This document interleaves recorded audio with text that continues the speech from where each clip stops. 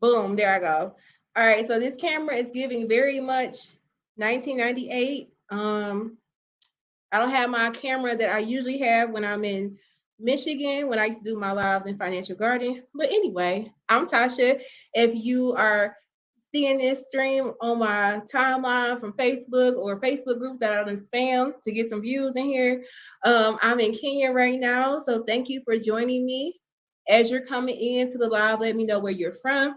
Even on the replay, let me know where you're from in the comments because I'm in Kenya right now and it's 8 p.m. And I scheduled this to be around lunchtime Eastern Standard Time. So I'm gonna see who's in the chat in a minute.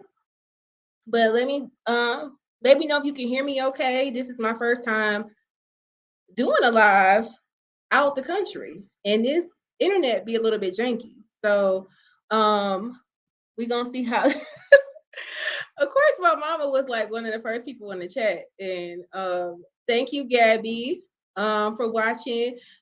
Gabby, the real MVP. She's watching this with her students who I spoke to early this year, talking to them about financial literacy and traveling. So shout out to Miss Hart's class for watching. Hi, Jamila and Charles. Let me see who else I have in here. Mimi. Hi, Janice, tuning in from New York. Thank you for letting me know you can hear me fine. Hey, Ed. Brandon, I'm about to block you for calling me Tisha. So let me know any questions you have for me about my world solo travels in the chat right now. I'm going to be going through those in a minute. I'm going to answer common questions that I get, but I'm going to just jump right in on my experience in Kenya. I've been in Kenya for 2 weeks now, and I leave here and go to Ghana. So I've been in Africa for, I would say 2 months now.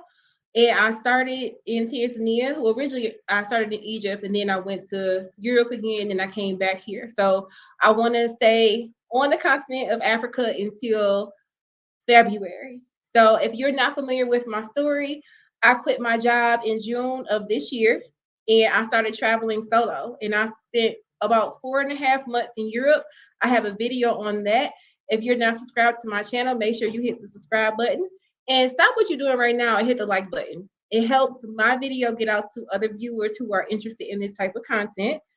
But I have a video on my first 90 days in Europe. So I spent time there, and then my mom came to visit me in Egypt, and then I went to Africa. And so I'm going to be here until February. So that's just a quick run through of who I am and where I've been.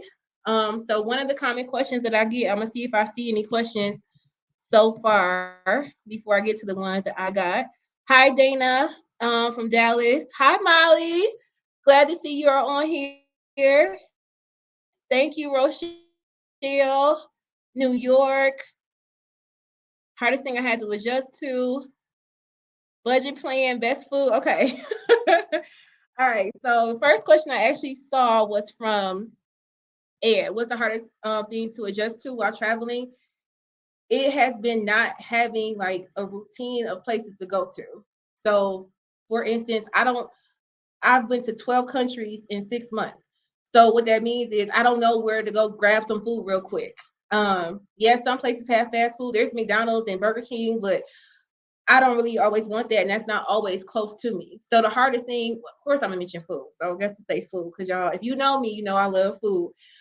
Is knowing the quick places to get food, or where is something similar to Target where I can get my like toiletries, stuff like that. Yes, there's Google Maps, but that's been wrong sometimes. And then I am traveling the world, so clearly I don't have a car with me. So walking distance.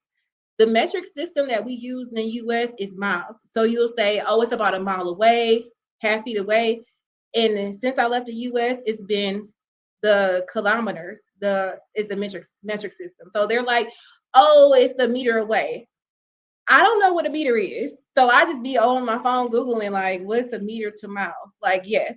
So and to answer your question, all that engulfed is just like not having my go-to spots and getting adjusted is my main thing. Cause I always want to know where can I grab food, or if I just need something, I don't know where to go. And it takes me a few days to figure that out. In some places, by the time I figured it out, all out, my go-to spots, it was time to go, which is one reason why next year in February, I'm going to only travel. I'm only going to stay in the country for 2 months or more. I can no longer do the week to week or 2 weeks. It's just becoming too much. So hopefully that answers your question, Ed. And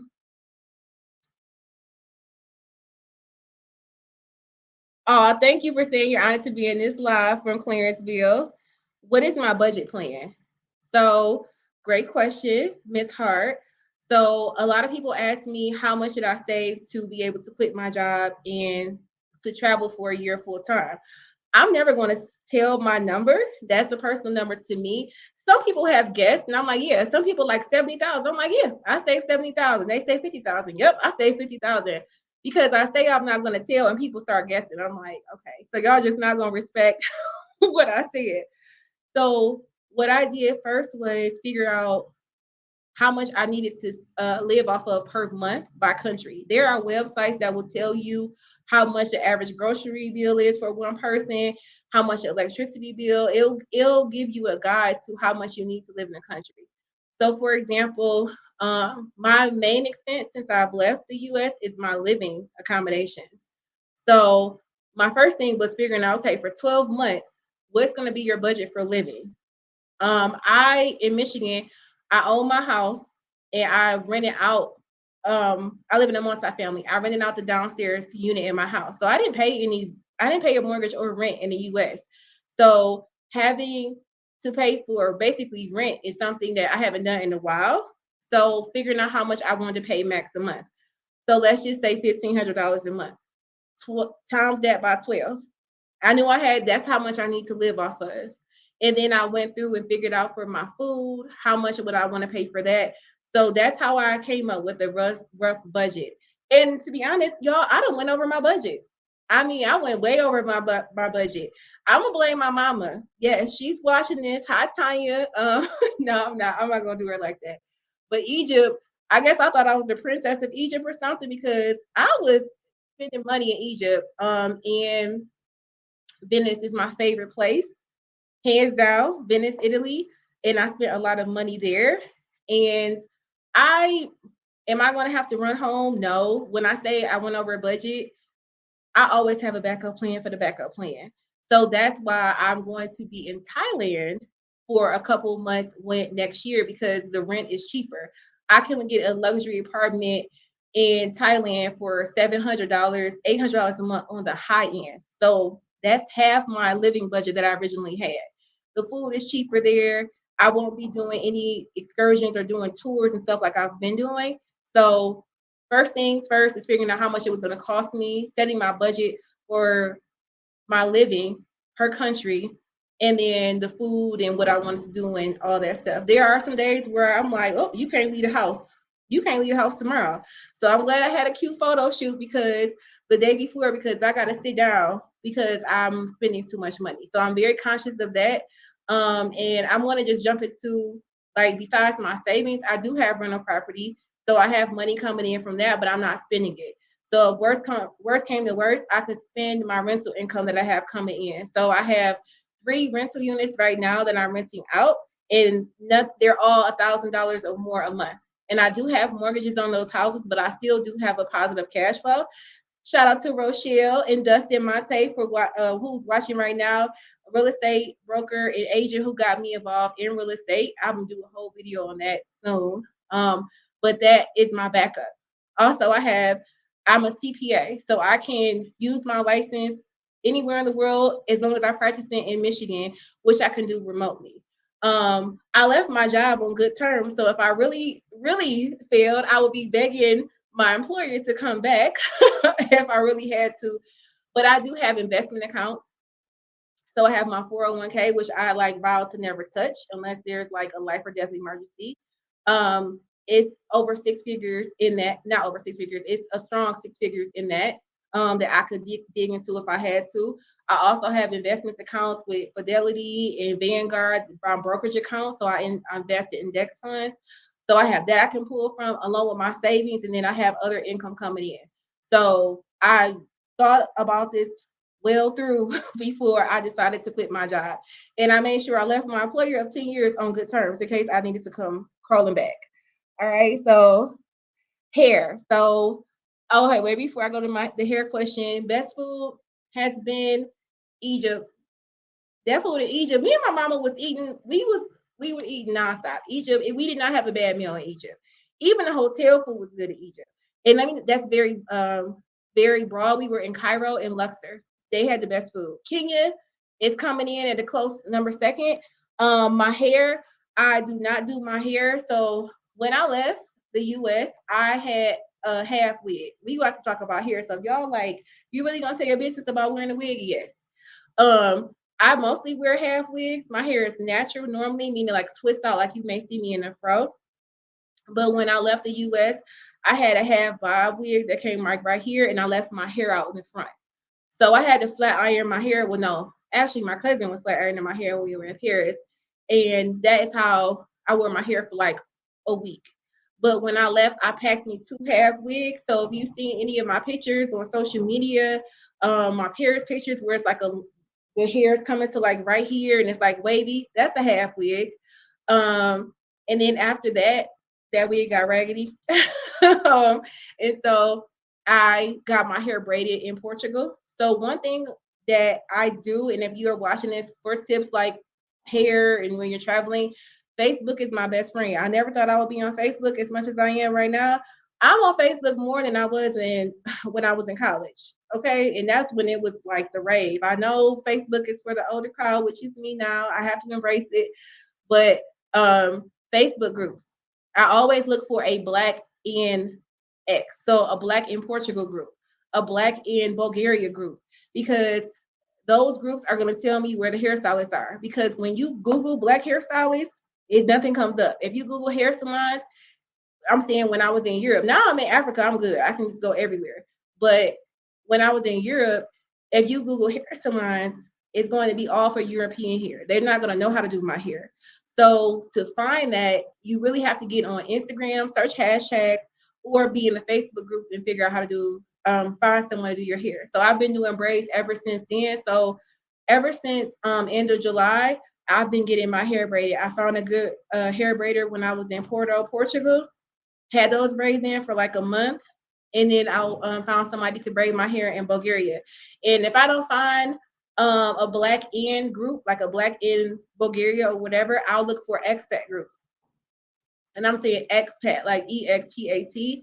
I'll look for expat groups, and then I'll start searching in those groups for black hair care.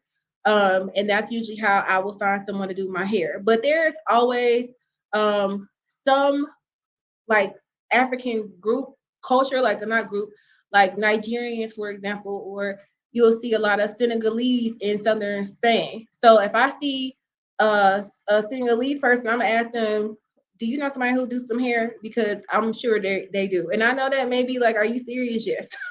I will do that if I had to, because I almost did that in one country because I needed to get my hair done. So I didn't let my hair be a barrier for me. Black women, we spend the most in the world on our hair. And the first thing that if you're watching this and you're not black women have to think of before they get in the pool, do I want my hair to get wet because it's gonna look a hot mess and I just spend $150 to get my hair done? Or, things like that, thinking about like their hair. So I didn't want to let that be a barrier for me. So I went natural and doing my own hair twist outs in 2013. I got good with doing half wigs and I knew I was going to be looking for braiders. So let me know if that answers your question. Hi, Lisa. Are there any places that are not safe for Black solo travelers? Actually, before I left, I Googled that and looked on YouTube, and Greece came up. And I still went to Greece. I had no issues in Greece. I went to Athens and Santorini. I had no racial issues. So in Europe, I experienced covert racism, which is what I experienced throughout the US, meaning that no one's gonna blatantly call me the N-word. Now, I have had that happen several times. Um, yes, in the workplace. Uh, Side note, I worked at McDonald's for 7 years, and I so many customers that came through there that called me that. So yeah. What I would say is I just ignore it as far as what I mean. So I only got one pedicure. We talking about hair. That wasn't an issue. Finding somewhere to give me a pedicure, it was impossible. I got one pedicure in 4 months. So y'all know I was hiding my feet in pictures because I needed a pedicure bad. They would not give me a pedicure. I'm not playing.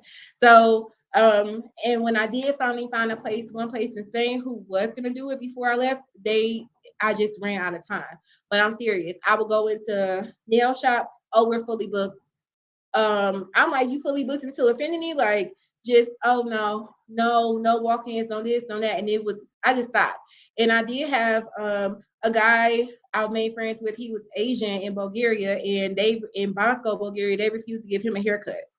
So, that has um as far as racism, that's the only thing I've experienced as far as like covert. So I've never felt unsafe or like felt like I needed to like run for my life or anything like that. Do I miss home? I miss the people from home. I miss my mama, of course. You don't know I'm a mama's girl. I miss my mama the most and my friends and family. But if you think about it, COVID kind of prepared me for this in a way because for 2 years we didn't have a normal. We had to stay in our houses and we couldn't do anything. So I got used to talking to my family, especially I have a pretty large extended family. We would have cousin day, and go out and do stuff, and then it's always somebody's birthday in my family, so we were going out to dinner. Easter, Thanksgiving, we were hands down gonna be together. So the first year in COVID, you couldn't do that. COVID second year you could. It was like, but my family just wanted to keep things separate, like in own households. So I got used to like not seeing my extended family throughout the year, and then I got used to just FaceTiming my friends. So in a way, like it's not a whole lot of difference from that. I have had my friend Candice, shout out to you if you're watching. Come visit me in Croatia. Dorothea, Kelly and her husband, I met them in Paris in July, and then I started this with my cousins and best friends. So um, I've seen familiar faces pretty much every month since I've been gone. So every month or every other month. So and then January I'm gonna see my mom. Or February I'm gonna fly her out to wherever I am. So my thing is every 3 to 4 months I gotta fly my mama out. Because I'm like this is the longest time I went without seeing my mom. And then my friends, it's like, y'all, we FaceTime. Well, not even gonna say we FaceTime. There's only a couple friends that we actually FaceTime. And then I have my friends that we talk often. We send voice notes throughout the day. So I do miss being in person with them. Yes, absolutely. But I was mentally prepared for this. And I had a going away party. So all my closest friends and family can come see me off.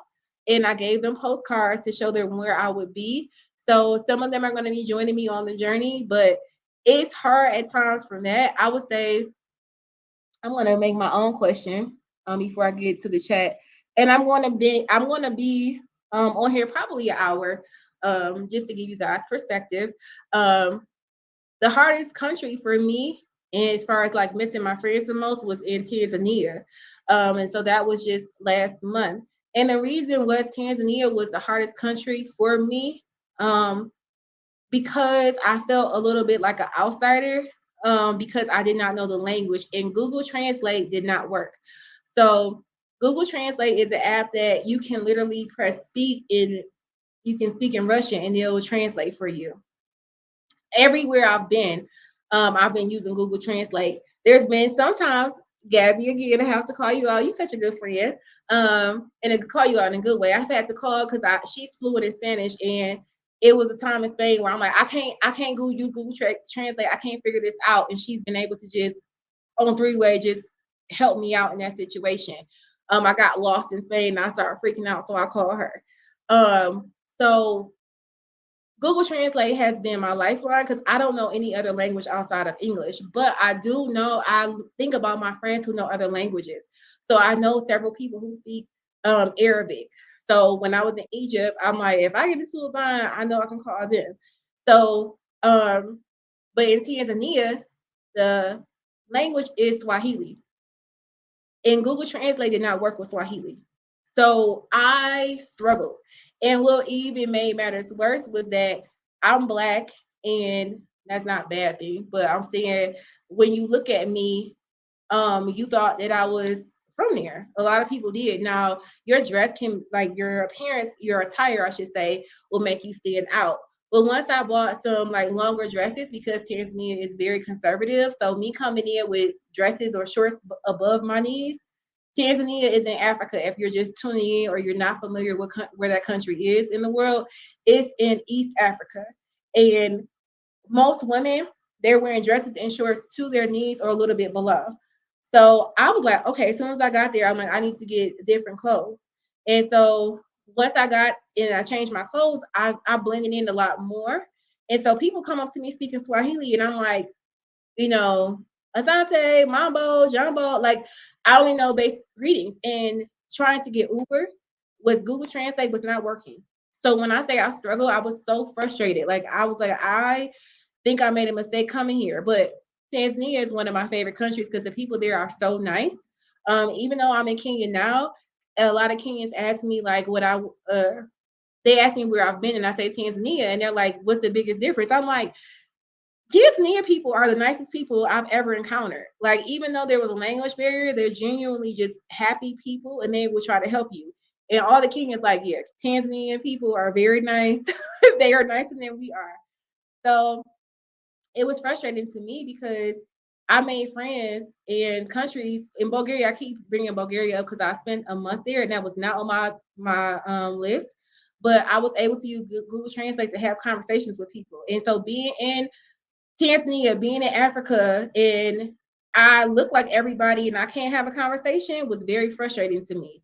But I made fast friends. I met some women on a ferry going to an island, and I hung out with them the rest of my time in Tanzania, and they helped me out so much. So that was the hardest time for me, and that's when I missed my friends because I'm like, I would go out to before I met the ladies. I'm like, I was going out to eat. Normally, going out to eat by myself, I don't care. I enjoy it. I was just bothered because I just felt like I didn't have any interactions, human interactions in person because I couldn't speak the language. So that's what made me. So a lot of questions on dating. My friends who y'all know I'm private, who are on this chat. If you do not know that, I'm very private about my dating life, but I have dated. So one of my rules is dating internationally. So Lisa asked, is there any eye candy? Yeah, Tanzania, I was like, we gonna have to figure out how to communicate using Google Translate. So Tanzania, one, Italy.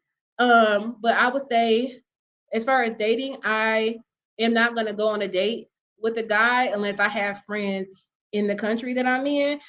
Because even when I date in the US, I'm sharing my location with my friends when I'm going out with somebody new.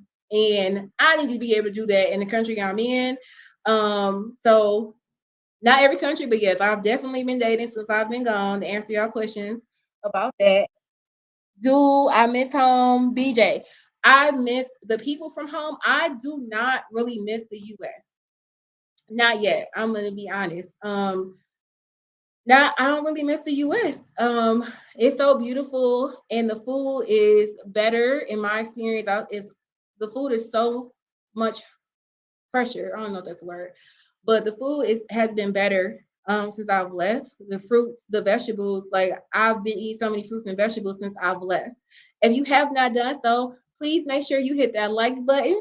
If you are on your way, I know I'm trying to do this during lunch hour, but if you cannot stay on to the end, make sure you hit the like button and share this video on Facebook if you're watching. If you know people like to travel in personal finance, make sure you share this video. One of my goals is I want to monetize on YouTube next year. I've been doing a lot of vlogs for fun just to tell my story. If you're not familiar with my channel, I vlog wherever I am. And I've been loving doing that. But now I'm like, I'm ready to make some money from this. So in order to do that, I need to get my subscribers up and my viewers up. So help me out there. But I miss the people, not so much the US. I really, I'm gonna say the last couple years just was a struggle for me in the country, just from a standpoint. I mean, obviously everybody was struggling with COVID, but I just got sick of the racism and discrimination that I face, and I know as a Black woman, I'm gonna face that pretty much everywhere. But I'm like, there has to be a country that I can have a better quality of life. On the work front, um, throughout my professional years, almost 14 years, the amount of covert racism that I experienced, I could literally write a book. Um, it's insane. And it hasn't been because it hasn't been like nonstop, or I would have mentally broke a long time ago. But I needed a break from that. And secondly, I wanted to live in a place where I don't have to have a car. And can you do that in the US? Yes. But I wanted to live in or find a country where it's normal to bike everywhere or to catch a subway or a metro. Or if you use Uber, it wouldn't cost you the same amount as having a car. So, like transportation, I wanted to be able to get around the food. Like, our food is so modified, so many GMOs and so many things like that in our food. I wanted to really focus on my health, and so I'm trying to figure out countries like I want to eventually move from the U.S. permanently, and I'm doing this using this time to figure out what country I can find could be a second base for me. The U.S. is always going to be home. My family is there. I'm very close to my family. That's been one major plus. Uh, my uncles have never texted me so much in my life since I left. The first couple months, I'm like, oh, I feel so loved. My aunties, everybody was reaching out to me a lot when I first left. Now I'm still talking to my family since I've left the US, but I talked to my cousins, different cousins, a lot more than I ever did when I was in the US. And I'm not going to sit here and act like, oh, the US is the worst country. No, I'm not saying that at all. But there was a lot of negatives that I wanted to be positives in my life. And I'm looking for that outside the country. And I said, maybe me traveling will make me appreciate the US more. And I don't feel that way just yet. So y'all want to see my journey? Come on, Plan B and C. Thank you for the compliment, Charles. After the year of traveling, so let me be honest, the year of traveling it's going to continue. I plan to come back home next year, and I'm going to stay for a couple months, and I'm going to leave back out again. Um, I I'm really liking traveling. I reached two major travel burnout points since I've been gone. I'm having a travel burnout moment right now. I think right before I got to Kenya, and I had it in August because packing and repacking every week or every 2 weeks became very mentally draining because it's like I feel like I could never get comfortable. And I'm only traveling with a carry-on, like a small roller bag and a shoulder bag. Even just packing and repacking that was a lot for me. And so I was like, okay, that's how I ended up in Bulgaria. I needed to find a cheap country with a mountain view or ocean view, and I wanted to be in nature. I love hiking. And so that's how I ended up in Bulgaria for a month. So with me, if I spend too much money, I know how to cut back and make sacrifices. And so that's how I ended up there. But I really am enjoying learning other cultures and learning. I just realized how much stuff I don't know. Um, I didn't even know like Swahili was a ethnicity until I was in Tanzania. I'm learning so much about like the East African slave trade, and I know people made me watch them like, what does it matter? That was hundreds of years ago. I love history. Even learning about like this Spanish history, how it shaped U.S. history. Like I love stuff like that. And I want to continue to learn, and I'm really liking vlogging, and I don't see myself stopping traveling for a while. Like I won't do how I've been doing. I'm not going to do 12 countries in 6 months. That's just too taxing. But I want to do 2 to 3 months in a country. There are some countries I want to go back to. Like I do plan to come back to Kenya, and I do plan to go back to Tanzania. Venice is just it's expensive because it's just expensive. So I will only be able to just do like a vacation there. I couldn't like live there for a few months, but I plan to keep traveling. And hopefully y'all help me grow my YouTube channel, and that can happen.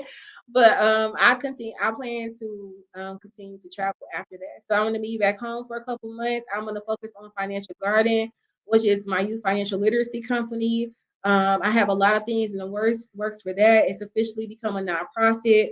So I'm working on some grant opportunities. So I have a lot of stuff that I'm working on in the background, and I don't need to be in the US to do that. Are there any ways to earn income while traveling? Yes, you can do affiliate marketing. So travel brands will say if I post a link in my bio in YouTube and you buy something, I can make money off that. Is it a lot of money? No, but if you get enough people doing it, it's a way to make money. Another way to make money from traveling is to like guest write on different travel blogs or for travel I would say travel companies, but like travel magazines. There's travel expos. I didn't know about this until early this year. I'm a big in personal finance. Not like a big name, not yet. I want to be up there.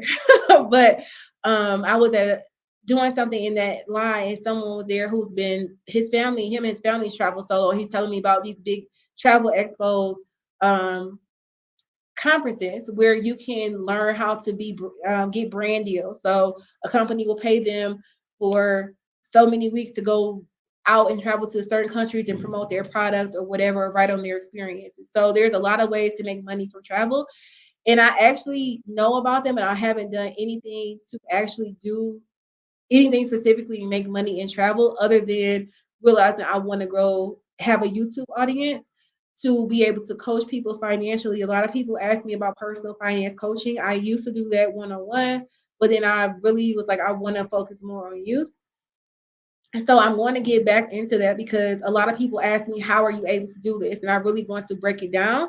So I'm going to start having like live coaching sessions next year and things like that. But I'm going to just make money using my skills for right now. I'm not really trying to do travel writing or anything like that or affiliate marketing just yet. I'm just focusing on using YouTube to eventually monetize to get revenue ads from YouTube, which is not a lot of money.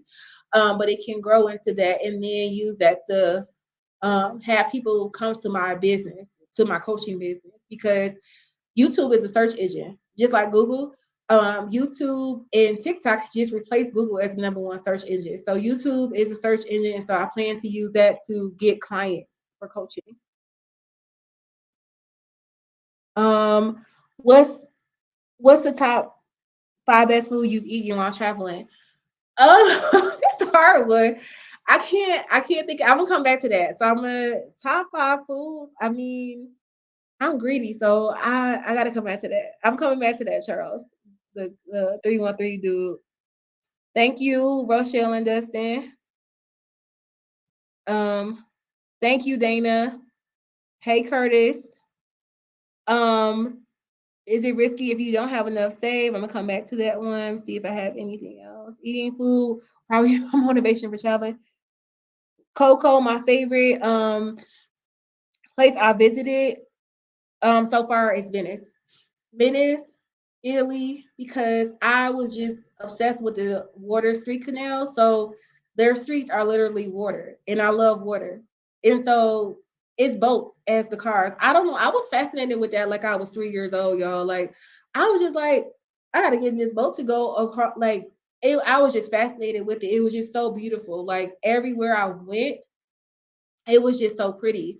And I love cities where you can just walk around for hours and like just look around. And Venice is one of those cities you can literally get lost in like mentally because it's just so pretty and there's so narrow alleys and all this other stuff. Santorini is second.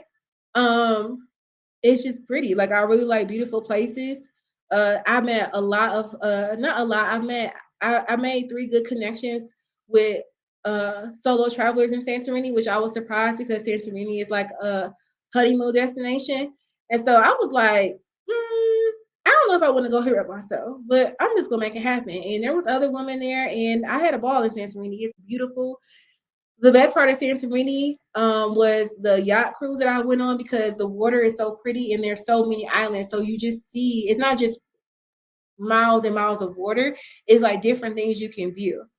And then after that, it would be Tanzania. The islands, Zanzibar is beautiful. Do you ever, hi Nicole, do you ever thrift and donate clothes? Oh, back to the story. Yes, I gave away a lot of stuff before I left. So the question was, And I'm sorry, I could be showing these comments on screen and I'm not. I forgot I got on StreamYard. So yes, before I left, it took me, so I've been wanting to do this for, I mean, like 10 years. Like Eat, Pray, Love, that movie uh made me want to travel. And I knew I didn't want to live a routine life. So it's been in the back of my mind since then. But I originally planned to quit my job and start traveling in 2020, but the pandemic happened and I'm like, I'm not going nowhere. I'm gonna hang on to my job. And so um I started preparing for that more, meaning like my leave. I really wasn't ready in 2020 with the pandemic or not because I mentally was not, I wasn't ready. Um, Financially, I was. I didn't realize how financially I was ready until 2 years later. I'm like, I could have did this 2 years ago, but stuff. So one thing I realized, I in my house in Michigan, I live in a 2 bedroom apartment, and my bedroom was huge, and I had two closets. I had a winter closet and a summer closet. Too many clothes. I had it's an older house, so it has nice built-in drawers, like those deep dresser drawers. I had clothes stuffed in all four of those drawers. I had a dresser chest next to that with clothes. So December, right now, is the time I did this. It's in 2019. I really started making December like my clean out year. And I was determined to get rid of the chest, the dresser chest in my corner, and I got rid of all those clothes. I went through and I was just like, I gotta get rid of it. My mama was like, what you been doing? I'm like, I can't do this with you right now. Like, I'll call you back. I have to get this done. Before the new year started, I wanted to have this corner in my room like done. And so being traveling with only a carry-on, I realized how much stuff I do not need. So I've given away, I don't know how many bags of clothes to Goodwill and Salvation Army, and I tried to call homeless shelters to give it to them because I just was trying to figure out what's the best avenue to give away these clothes where I know it can get to the people and not just sit. But I really couldn't find another avenue. So I answered that one. I'm gonna come back to my favorite foods. Have I lost weight? No, I've fluctuated. I feel like my weight has gone up and down since I've left because I have not consistently been working out. So before I left, I went to the gym 4 to 5 days a week. And certain countries, you walk like Portugal is so many hills. Like yo, day to day walking, I would be drenched. Egypt was another place with like all the stuff that me and my mom did was physically demanding. And I'm just making excuses at this point. I ain't been working out, y'all. So that's one of the reasons why I want to get to a country and stay for 2 to 3 months so I can, join the gym and have some routine. But I am going to yoga tomorrow morning. So I am making a community here in Kenya. I met a great couple, Nikki, and I can't remember her husband's name right now, but hanging out with them, and I've been meeting people through them, through Facebook groups, and then I'm going to yoga tomorrow, and we're gonna see how that goes. Oh, Stella! Oh my gosh, I am so happy to see you on my live. Let me see your question. uh, yes, Egypt was amazing. I was overwhelmed at first when I was there, me and my mom because when you get out the airport, it's constant men in your face. I'm not used to that. Like, I think Black culture too in America is like it's this personal space bubble. Like, don't get in this like area. If you see like different TikToks, like what Black people do or white people do, you'll see like that kind of be the trend. So to come to Egypt and then these men are trying to grab my bags, and so I couldn't even like think of where I was going. So at first I was like, oh, I don't want to come back to Egypt, but I'm definitely gonna go to Alexandria.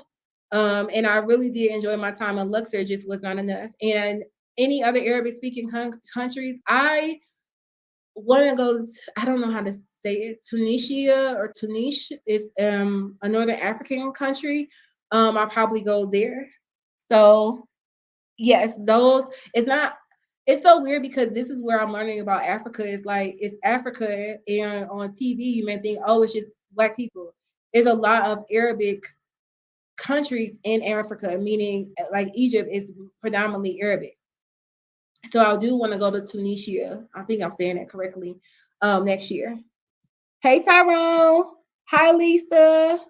Thank you. Hey Kendra. Thank you, Lisa. Do you miss hugging? Do I miss? I'm not a hugger. I'm not the most affectionate person. I just miss physically being in their presence. And so my friends probably laughing literally at that question. I'm not like we can do like yeah. I hug my mama every once in a while, but like I'm just not a hugger. I'm not an affectionate person. I do miss my bad cats that my mom has adopted. Big Mama and her attitude. So I have two cats, Big Mama and Scully. Oh, let me tell y'all about this. And Charles, I haven't forgot about your question about the food. I'm thinking about it as I'm going through this. Um, I listen to a lot of YouTubers. I don't know what that noise is, y'all, but I listen to a lot of YouTubers, and they were saying, get Google a Google 5 phone, which is what I got, and it took me 3 months to get this phone. And I'm thinking that when I get this phone, I can have unlimited data. Are we really gonna do this when I'm doing a live? I'm sorry, y'all. If y'all hearing some drilling, I don't know what's going on outside this apartment. But I'm thinking that okay, I'm gonna be able to have unlimited data because at this point I have two phones. So I had a Verizon phone and a T-Mobile phone. When I was in the US, I had a work phone and that was my I don't know whatever phone. So when I left with those, I had those two phones. Verizon, if you want to use your data or get text messages or calls, you got to pay $10 a day. So I always had my Verizon phone on airplane mode unless my T-Mobile phone was dead. T-Mobile gives you unlimited data, but that's only in the US. After 3 months, T-Mobile told me you're roaming. We're going to terminate your contract because you're breaching your contract. You can only roam for so long. And I'm like, okay, I need my Google phone. My mom shipped this phone UPS. UPS sent it back in customs. She sent it DHL. Spain, I don't know what they did. I didn't get my package. Finally, Bulgaria, I'm trying to get my package. And I finally got it and I got my Google phone. And I said all that to say it was pointless because after 2 months, Google just told me when I got to Tanzania, you are roaming too much. I had to use the phone for literally 2 months.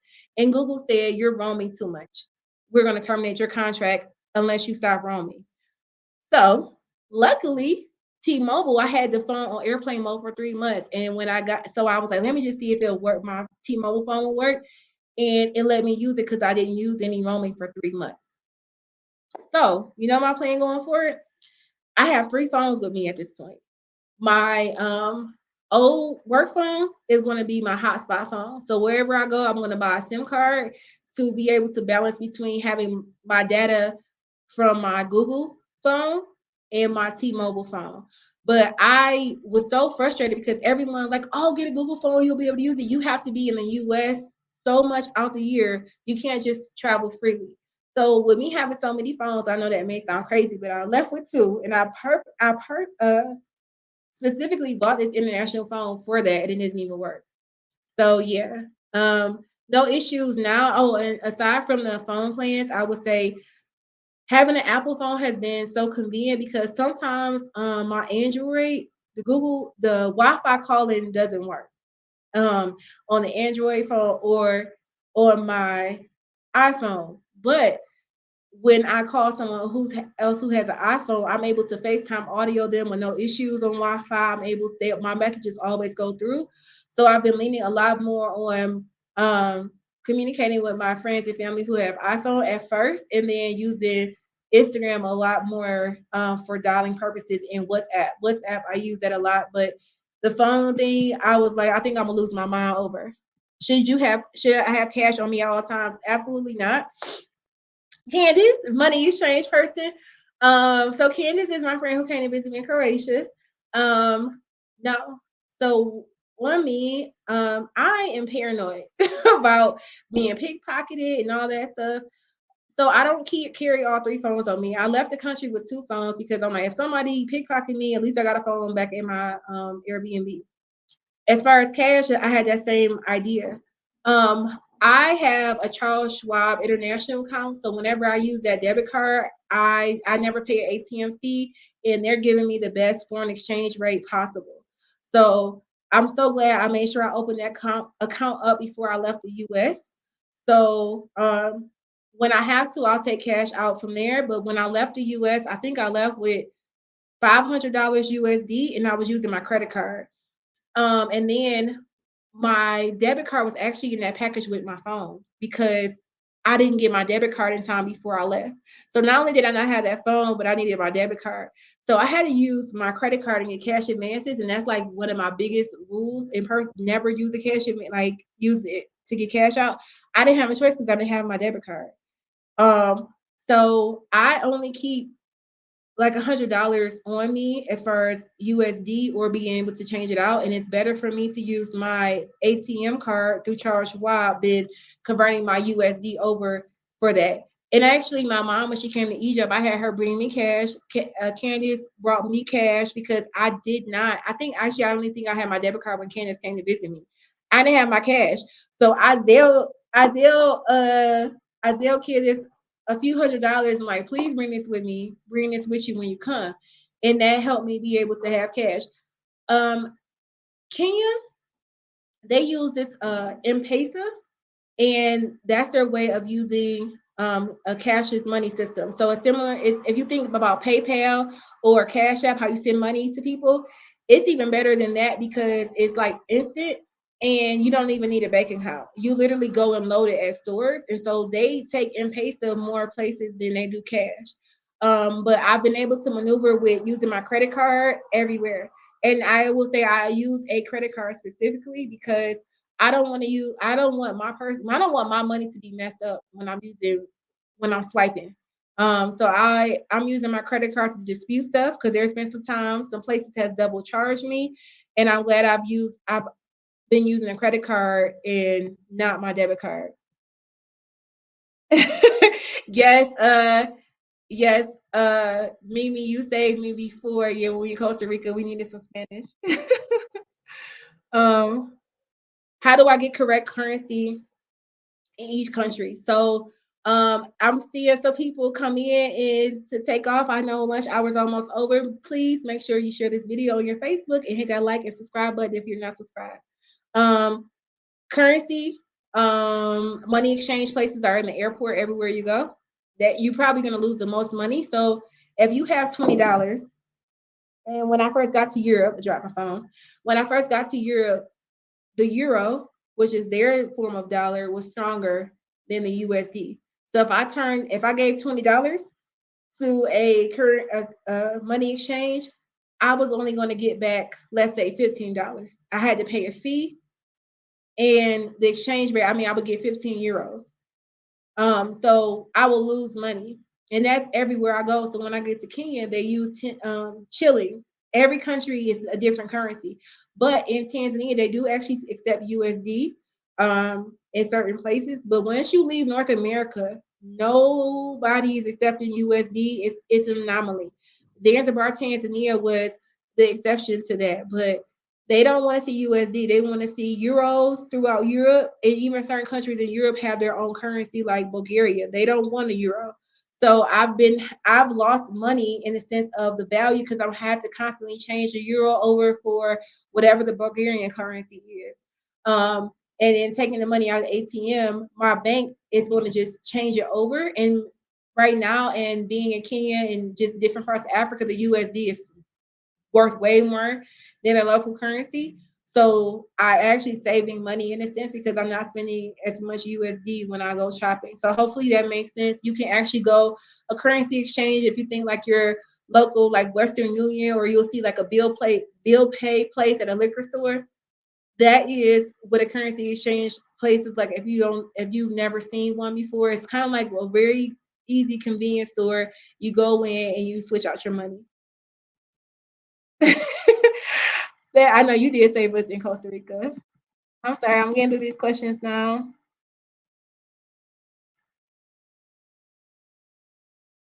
Is it hard to buy a lot of souvenirs? I actually bought yes and no. So I've sent my mom two care packages of stuff. because I see different stuff. And once I get to the point of I can't pack fit it anymore, then I'll ship it. It cost me, I think, $30 to ship a package of souvenirs back to my mom in Spain. I can't remember the other package. And then when my mom came to see me in Egypt, I bought stuff for all my family, like even my younger cousins in Egypt. And I've seen different stuff in Italy for my family that I'm like, okay, they would like this. And so I sent all that stuff back with my mom. But for myself, it's just a picture. So one thing I do for myself is I do try to find a photographer in the country and do a photo shoot. I know that sounds real bougie, but I don't care because I want to have a good a good memory. So I did this in Paris, Santorini. I did a running dress photo shoot, and they're actually not that expensive. Like I spent usually like between $60 and $90 for regular photo shoots. The Santorini photo shoot was the most expensive because of the dress. It was like $300, but that's my souvenir. And then like got these earrings in Tanzania, so I'll buy myself different bracelets or earrings. That's my souvenir, and then I'll buy stuff that I see and send it back. Have you been in Ghana? Not yet. I'm going to Ghana on the 27th, and I'll be in Ghana for a month because I'm going for Afrochella. So I'm excited for that. Yes, walking tours is my go-to, and every country is doing a walking tour. That was originally, but now my go-to really is oh, I forgot what I was about to say. It's walking tours because I'm like in Egypt, we did not do a walking tour. So I would say I've gotten better with kind of like looking at activities I want to do. I did a walking tour in both Kenya and Tanzania. But now I don't really have that first thing I do. At first, I was doing it everywhere in Europe because it was so easy to get to with metros and different stuff. But mass transit is not the same throughout Africa. So I usually get on Airbnb experiences and I'll find something I like to do. Like I'm going to do a Swahili cooking class in the next couple of days. So I'll find just different activities like that, and then my Airbnb hosts have been amazing, and I lean on them to tell me different things or places to go that locals go to. And then in expat groups, I meet people and go out with them. So walking tours the first few months, but not so much anymore. Have you done any sightseeing in thinking you mean in Kenya? Yes. I've done a city tour downtown in Kenya since I've been here. I did a safari. Duh, how do I miss talking about the safari? So I want to talk about the safari. And oh my gosh, thank you, Stephanie Perry. Look, Stephanie Perry is like the person that kept me motivated, even though she didn't know this. I watched her YouTube channel grow from like less than 100 people to 100 some thousand. And so this is my YouTube inspiration when I'm saying I want to monetize YouTube. But I really was like in 2018, like I'm gonna do this, I'm gonna do this. And her platform was talking like Black women leave the US and where to go, and you can do this, this is safe. And I would be at work listening to her podcast or her watching her, not watching the YouTube videos, but listening to it like, yep, that's gonna be me. So thank you so much. I'm so happy that you saw my live.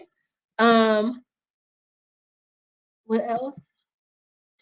I have to tell y'all about my safari experience before I get to the other questions. Hey Aquila, hey Natalie. Yes, you are late. Hey Diane. Visas. Okay. Oh, I'm gonna tell you my story time, so I may go over it. But safari, best experience ever. So I'll keep saying Venice, Venice, Venice, but I am slightly hungry right now, so I had brain fog. Safari, best experience since I left, knocking Venice and Santorini down.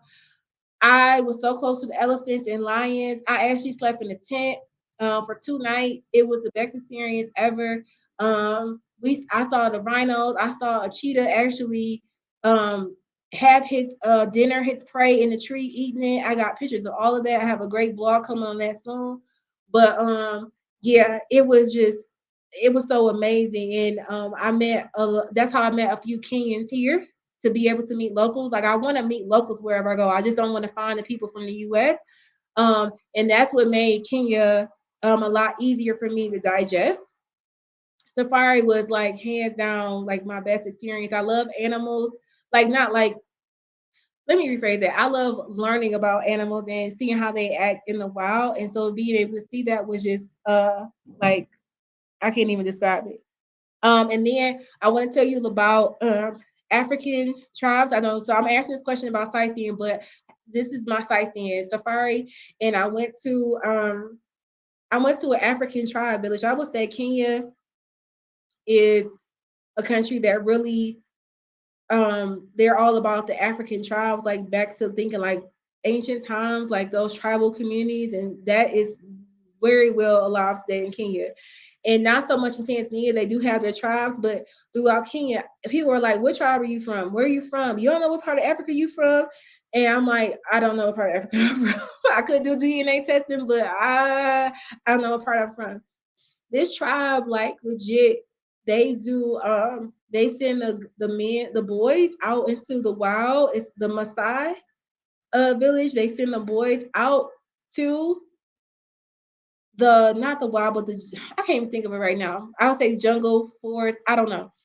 They stay there for 3 to 5 years and they cannot come back until they kill a lion. They drink they believe in like all like natural things in the earth. They have cows as their animals. Cows is their dogs. Like it's cows everywhere. I have a video coming on this soon, and they just these are their animals. And I so I'm used to Kenya now. It be cows down the street from me.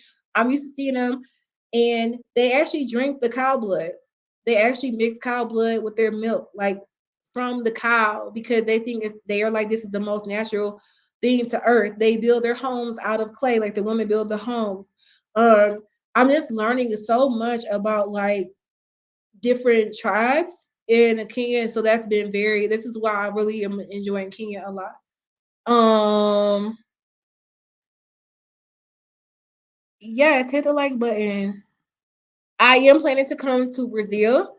Nadia, hopefully I'm saying your name right. I'm coming to Brazil next year for sure. And some of my family members, no, I know my cousin Deidre is coming because my cousin Deidre says she coming somewhere, she's coming. So she's coming to Brazil with me and my mama because she's trying to go because she can't miss nothing. Um, hi Natalie, thank you. Um, oh, so sorry, Nicole. No, y'all, I've been wearing the same, for the most part, the same clothes that I left with. I have. Um, I did try to do thrifting when I was in Spain. I was in Sevilla, no, Sevilla or Granada because their stores look like a regular store. They had a lot of options. And I sometimes I'll be like, I don't should I be thrifting because I feel like I'm people who can't afford it should be buying stuff. I don't know. I'll be having mixed feelings about stuff sometimes, but I still do it anyway. But I did not find anything in the thrift stores, and so I bought like a dress in Spain, like a fast fashion store. But in Tanzania and throughout Africa, their clothing is so cheap. Like the flowy dresses, I've got a lot more of those to like be more conservative since I've been traveling. Um, I've spent like $15 for two dresses. But what you saw me, what I mean, which if you saw my video packing video, I have those clothes, and I end up leaving a lot of clothes in Tanzania because I bought this souvenir bag from Venice, and I started realizing stuff was accumulating, like bigger size lotions I was carrying around, and then I was like the dresses that I bought that took up space and I didn't get rid of my other stuff. And so it was hard. I ain't gonna lie, it was hard for me to get rid of some of my clothes that I came with from the US because I'm like, I feel like I was being wasteful, but I did give it to the maids that were in the Airbnb. And then there was like a dress I bought that actually didn't fit me. I left that for the maid staff. So I have not been thrifting, but the stuff I brought with me is what I'm still wearing today. Some of the dresses, these skirts that I wear in pretty much every picture, I didn't have those skirts for like 10, 11 years. Like I'll be real cheap. Hey, Deshaun. Yes, Big Mama. Wait, you can't hear anything? Wait, have I been talking all this time? I better wait. Okay, I'm about to say, hold up. It may be you. Yes, yes, watch later. Any racism, like so not really, other than the like, oh, we can't serve you for a pedicure. No one's like told me to get out or whatever, or been out the way to me because I'm black. No. But that covert racism that I've experienced all my life in the US, absolutely in Europe. And it's another thing too in Africa. I remember this woman asked in Portugal. Portugal is becoming a new Atlanta in a way, meaning that everybody, I don't, back in the day, people moved to Atlanta because they felt like it was their life was going to change, and it did for a lot of people, and it's happening for Portugal. What I mean is people are not start they're starting not to research it and they're just moving there. Like I'm gonna get my visa and my life is gonna just be perfect. And they think racism doesn't exist in Portugal. And I'm like, racism, y'all, it's gonna be everywhere. And for me being in Africa, it's a different, not race, not because of color of my skin, but the accent. I'm American. So some people only want to talk to me because they think I have money because I'm from America. That's very annoying. So you can get classism if you don't experience racism. That's what I'm like. I wasn't naive to this before I came. There's always going to be something, but thankfully I haven't had anything too severe. Yeah, so quickly share my page. Bye Ed. You got off my nerve with that, Candace. We need to go to the money exchange. I was like, I'm gonna put you in the money exchange. Um, thank you so much, Janice. Thank you. Hey Kendra, yes, capture the moments. Oh yes, we did do a food walking tour in Egypt. Forgot about that.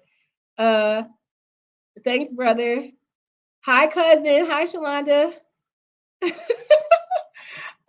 Yes, yes. I always laugh when she call me baby because I literally read that in your voice. So I'm gonna go back to a few questions that I didn't answer before we hop off because I know we're almost over our time. Oh, it was somebody about the food. I still don't have a food. I don't have the. I can't name the foods. All I can think of is just everything I ate, like the chicken, the lamb dishes in Athens, like chef's kiss. Same thing in Egypt. I can't think of the dishes, and I'm gonna tell you, in Kenya, I don't know what I'm eating besides it's some type of meat. It's some, I mean, beef or lamb. Some I don't know. I don't know the name of the dishes, so I'm gonna do better with that. I guess now when I'm blogging, when people ask me questions, I just know good food when I taste it. Um, visas. I want to come back to this. Um, you if you are a US citizen, you can go to Europe without a visa. You can stay in Europe for 90 days without having a visa. Visa basically is you applying to enter a country. It's saying, may I please enter your country because I'm a good person and here's my passport. This is where I'll be staying. This is how long I'll be staying for, and this is what I plan on doing. And certain countries will not let you in until their government approves that. So I started my journey in Europe, and so I just booked a flight and I was there, right? And that's been one of my struggles in Africa is because you need a visa for everywhere you go. And even for Ghana, I almost didn't think I was going to go to Ghana. I'm still waiting for my visa, so keep your fingers crossed for me. But you have to, like Egypt, you can do visa on arrival, meaning that they don't check none. They just want you to pay them $25. Tanzania, you can do visa on arrival, means you have to pay $100 to enter that country and answer questions before you can enter, or you can do it online. Kenya, I had to do a online visa, or I could not enter this country. If I came here and they didn't approve it, they were going to send me back to the country I came for, or they could send me back to the U.S. So for Ghana, their visa process is the only visa I've ever heard where you have to physically mail in your passport to the Ghana embassy in DC. I'm in Kenya right now, so I'm not mailing my passport anywhere. So I am working on the solution with the travel company that I booked. This is the first time since I've left the U.S. that I will be using a travel company because I did not want to experience Ghana on my own, and the friends were supposed to come, things to happen, and we're not able to make it. So I want to do Afrochella, which is like us being on Coachella is like a lot of African artists, like Afrobeats artists. I've been wanting to go to Afrochella for a few years, and I'm like, I'm not going to no big festival for 2 days by myself. So I am going with a travel group with some strangers I've never met. I did it before when I first went to South Africa. Everything worked out fine.